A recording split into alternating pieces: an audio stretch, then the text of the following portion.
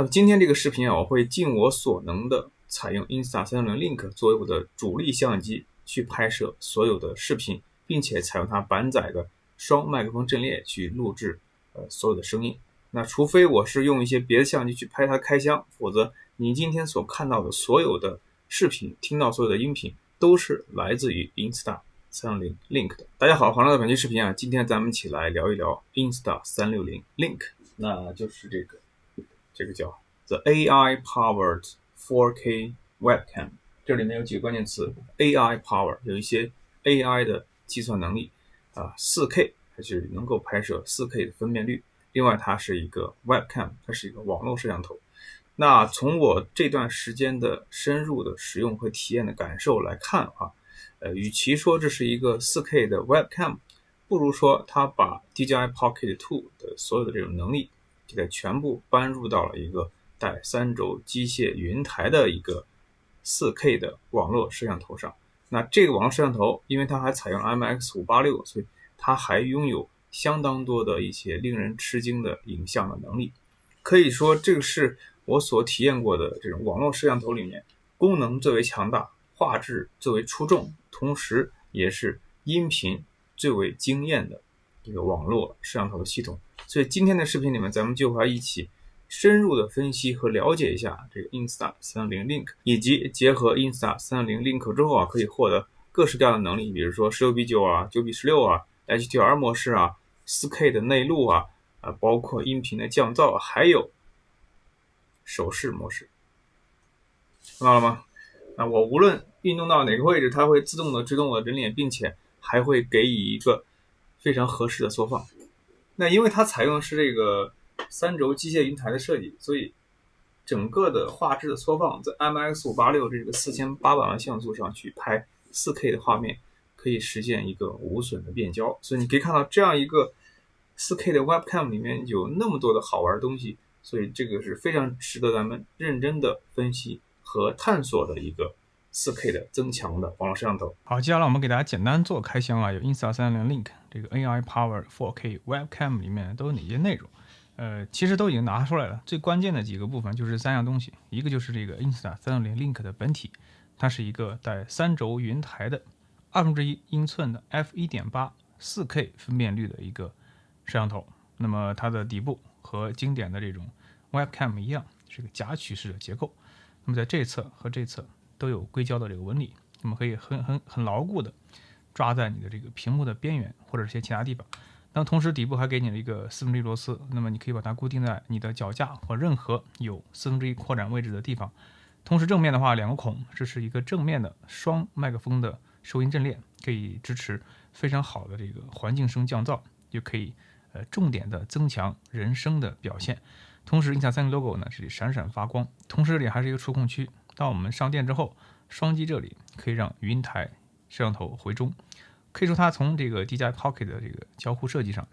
学了不少那个特点，并且把它们移植在了一个 Webcam 网络摄像头上。好，那除此之外呢，那么它的这个供电加数据传输都是通过背后的这个 USB-C 接口实现的。那么包装里面会随附一根非常长的 C 到 C 的数据线，这个也是官方强烈建议大家一定要标配使用的一根 C 到 C 的数据线。但是同样考虑到很多 Windows 用户他们都只有 USB-A 接口，没有 USB-C 怎么办？那么这里它给了一个非常聪明的解决方案，这个也是 Insta360 定制的一个接头。那么它是一个 USB-A 到 USB-C 的转换头，它可以把你的一个 C 到 C 的线转成一个 A 到 C 的线。应该说这个配件的设计呢是非常非常聪明了。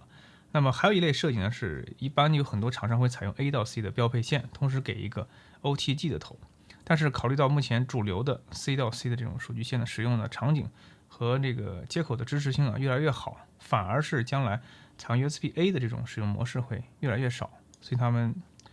创造性的给出了这样一套2合1的数据线解决方案。好了，除此之外呢，这里面还有一个很详细的说明书。这个说明书呢，因为太长了，咱们就不给大家介绍了。那么咱们会专门抽出一期视频来给大家看一看这个说明书上一些比较精彩的这个表述的内容。现在我们来看看 Insta360 的这个 Link， 它第一次插入电脑的时候会发生什么样的奇妙的现象。首先呢，这个蓝灯会亮起，就自动开机，让它自动的在找这个电器的零位。然后会自动的归中看向前方。这个时候如果我们没有开启 Insta360 Link 或者是一些其他的线上视频软件的话，它会自动的进入隐私保护模式，也就是它会把灯关掉，同时呢把镜头朝下的时候就看到的是一片漆黑的画面，不会拍到你任何的生活的隐私，所以这是一个非常好的细节，它把用户的隐私始终放在了一个最关键的地方。我们采用内录的方式呢对它进行录制。在这里面过程中你会发现它有一些别的特性，你比如说它有这个 tracking 它会自动检测人脸，并且它会随着你的人脸的移动而移动它的这个摄像头，而且这个跟踪做的非常的智能，也很灵敏，整个的跟踪的过程是可以调节的。在上面它有这个云台设置、云台控制、图像画质的设置以及更多的选项。那么在这里面就可以设置整个的这个跟踪的速度，叫 tracking speed。目前我用的是 fast 的话呢就是比较快的跟随，你只要你一动，它立刻就能跟上你，那就是这效果就非常好。当然如果是调到这个slow 的话呢，它的这个运镜的过程会相对来说更顺滑一些。我个人觉得很多场景看你是什么题材，如果你是在线授课的话，实际上 slow 这个模式会更加的顺滑一些。那么在下面这个呢，它还有一个叫 whiteboard 就是它在包装里面会给你4个贴纸，那4个贴纸呢会让你去贴在你的白板上，它会自动识别那个边框，然后把白板的部分自动进行缩放，也让你看清楚白板上的画面。这个非常适合于做这个在线授课的这种应用。那么再接下来叫 overhead mode 它会你需要借助一些特殊支架，那么用这个 link 进行俯拍。那在俯拍的时候可以用电脑当取景屏进行拍摄，就是这个俯拍的模式。当然如果你在正常情况下采用进入到这个俯拍的话，看不到任何的这个东西了，那它看到就是这个整个的这个云台的底部了，所以呢这个需要你借助一些特殊支架。Insta360 Link 其实给我留下最深刻的印象其实是这个叫桌面的 Desktop View Mode 桌面模式。桌面模式呢可以有效的去利用3轴的机械云台呢去直接俯拍你的桌面。不仅如此，它还可以把这个桌面的形变自动校正过来，以至于当你在桌面上像正常一样去阅读一些文档的时候，那么用你这个Desktop View Mode 去看的时候，它会自动的翻转画面，并且会把文档的形变给校正过来，那就会让另外一方在看文档的时候与你在自己看文档的时候有着几乎完全一样的体验。我们来试一试，切换到那你可以看到它首先看到我的桌面，然后立刻它就检测到了这个桌面的形状，就进行了这个形变的纠正。所以这里面大家可以看，当我再去翻看我的文档的时候，那我在摄像头另一端的人好像就像我一样在以一个第一人称视角去看这个画面一样。那么这个我们的 A4 文档要去分享的话非常好，你可以看到我的手已经被拉成的很形变了，但是整个的文档因为它是一个平面的，它所给人带来阅读体验就像是我们在以第一人称去阅读这个文档一样。那么在右面是一些关于它的这个 screenshot， 就是可以截屏也可以进行录制。那咱们接下来看看这边的一些设置比如说这个云台控制，那支持手动的话你可以单击它，可以进行这个运镜的控制，左右上下都可以，而且可以进行缩放，因为这是 ARM-X586， 它有一个无损的数码变焦的能力，就是即使是你放大4倍的时候，那你的画面依然还是 4K 的分辨率。所以这个就是 ARM 运算的传感器所带来的一些能力上变化。当然你还可以设置一些预测的位置，最高可以支持6个位置，就当你的直播有一些特殊的区域需要来回展示的时候，那你就可以用一些预制的设置，那么来去也让你去更好的更高效的去切换你的运镜。因为用3轴的云台的话，你的直播的摄像头是可以具备很强的运镜能力的，这是 Insta360 Link 给我留下的非常深刻的一个印象。在这个画质的设置上就更加逆天了，这个它支持全手动模式。你比如说现在我们可以把 ISO 搞到100，这个时候的这个画质就非常好。如果你把室内光线搞得非常亮的时候，实际上这个画质是非常惊艳的，它不亚于那种1英寸的拍摄效果。而且这个快门它可以设置，那么最高可达30分之1秒。那么在这个情况下实际上是画质最高的，而且你还可以去调节整个曝光的曲线，就像我们实时调节这个 tone curve 一样。所以它无形之中还给了我们一个实时调节 tone mapping 的 tone curve 的一个能力。所以这块就把相机的这个内部的关于画质方面的潜力就全部开放给用户了。那么通常我会把它放到这个 Auto Explorer 自动曝光，把这个曝光补偿稍微加一点点，那这个时候人拍的显白一些嘛，这一点大家可以理解吧。然后后面呢还可以有更多的这白平衡也可以设置，比如说正常情况下可能会偏冷，那么自动的话呢，它有的时候如果说自动偏冷的话呢，我会把它调高一些，因为我的室内呢是5500K， 是一个日光型的这个补光灯当然你还可以调基于现有画面去进行一些亮度调节，进行这个对比度、饱和度以及这个锐度。那么我一般会把锐度降低，把对比度降低，因为我做内录在后期去调色的时候可以稍微拉一些对比度，后期去做锐化的效果会比实时锐化的效果要稍微要好那么一点点。那如果你非常介意的话，你可以像我这样做，当然你也可以单击 reset 去重置所有的设置。More Settings 里面就比较多的有好玩的内容啊。首先呢，它有这个 Gesture 支持手势的控制，目前支持这个3种手势，比如说用这个手掌的模式是可以开启或关闭AI 捕获，其实就是捕获人脸。那么 L 的话呢是这个数码变焦 Zoom， 那 V 的话是 Whiteboard 我用的比较少，前面2个用的比较多。我们把这个Palm 打开，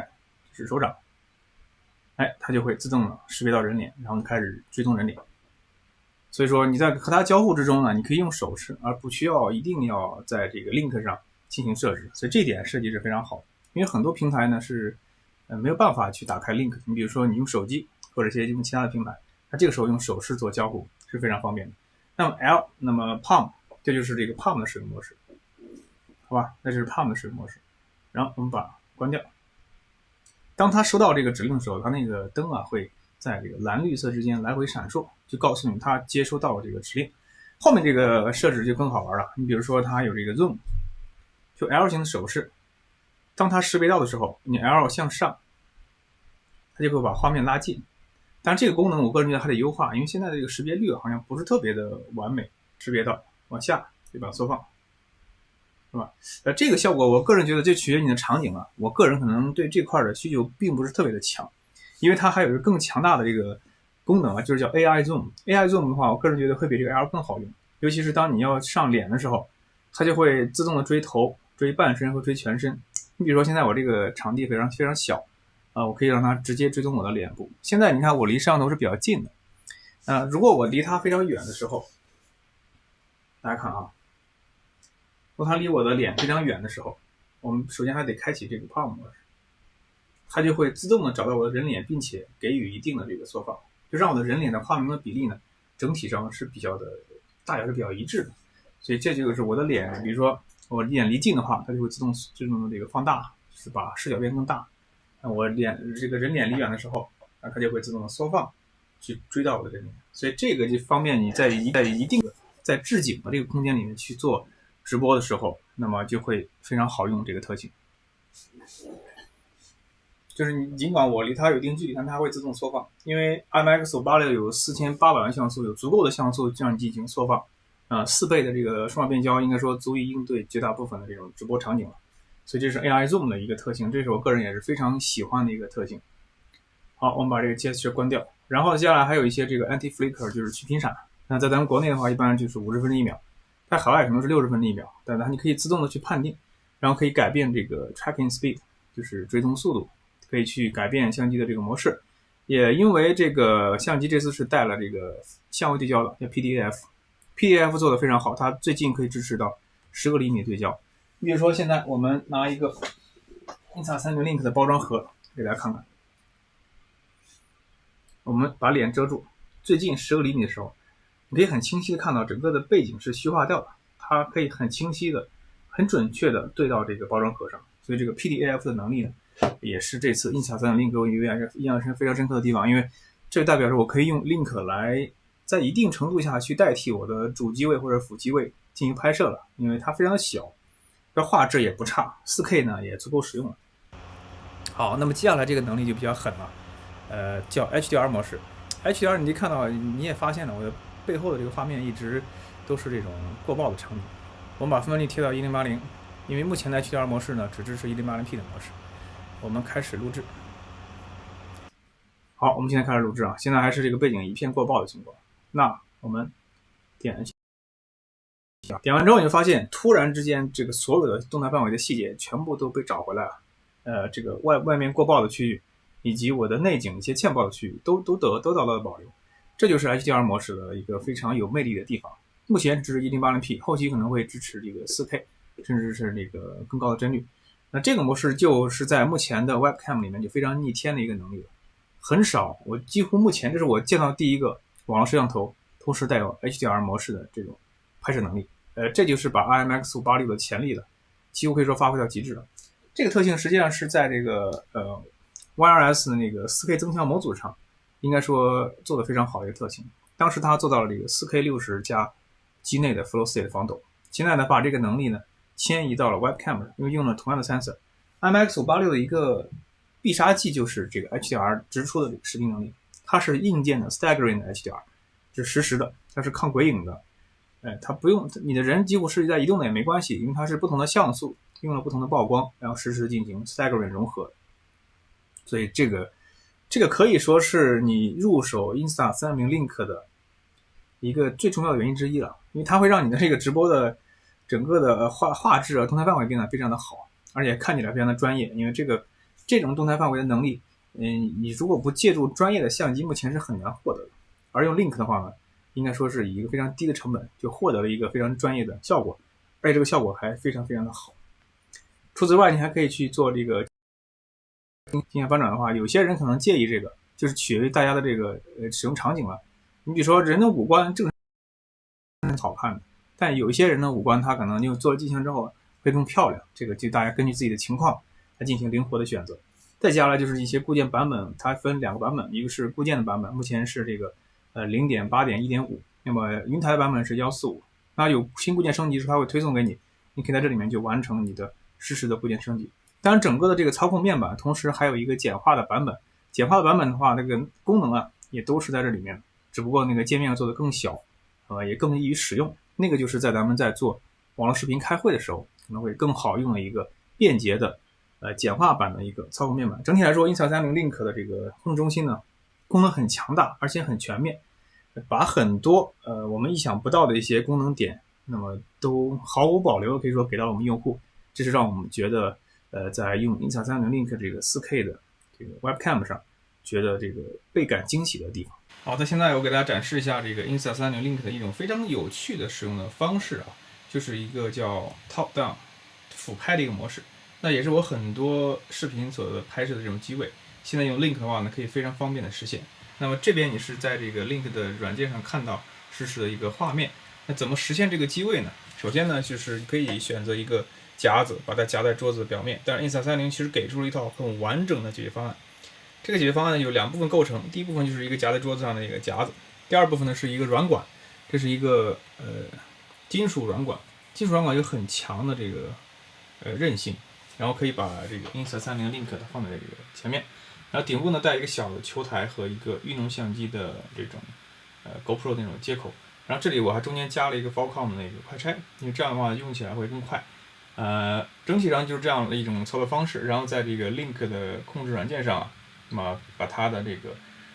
Top Down 模式、俯拍模式打开就可以了。只不过这里面有个小技巧，就是取决于你的直播的使用场景。我个人还是更建议你把这个麦克风啊去朝向说话的人，这样会在俯拍的同时，还依然获得一个比较好的音频的质量。那么在这样一个情况下，就看到了这个画面了。只不过目前美中不足的是，你还可能需要等将来的这个软件升级啊，能把这个画面给旋转过来。所以呢，如果你是静态的展示一些产品或者文件的话，那么你应该把它倒过来放。那这样的话呢，就可以获得一个就是非常高品质的画面。这是目前的一个使用方式，我个人觉得非常的灵活，而且这个会让我在这个旅行过程中啊，可以尝试着用 Link 来作为我的主拍机位，去拍一些产品的特写和介绍。那么你也知道，咱们频道是一个叫说明书UP 主嘛，那么这个对于我的使用场景来说会非常有帮助。Insta360 Link 呢还有一个非常独特的这个能力啊，就是你可以用它来做9:16的直播。你比如它常规的模式下就是16:9的，那怎么呢切换到那个9:16呢？那在这个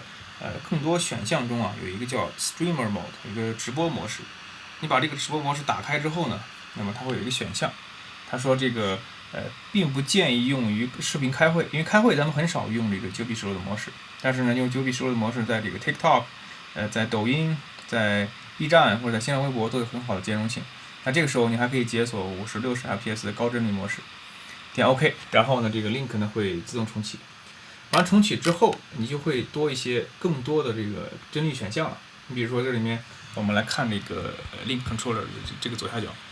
啊，你现在就会得到一个全新的，就是 1080p 的9:16和 720p 的9:16。当你单击这个9:16之后，那这个 Link 会自动的以这样一个形式去进行视频采集。那这就是你获得的一个最后的画面，就是一个9:16的一个全像素突出，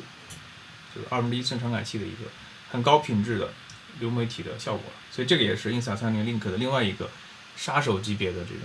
功能的体现，这也得益于它的很灵活的这种3轴机械框架的设计。视频最后我想给大家更新一下关于 Insta360 Link 的2个新的特性。实际上之前我的视频已经做完了，但是呢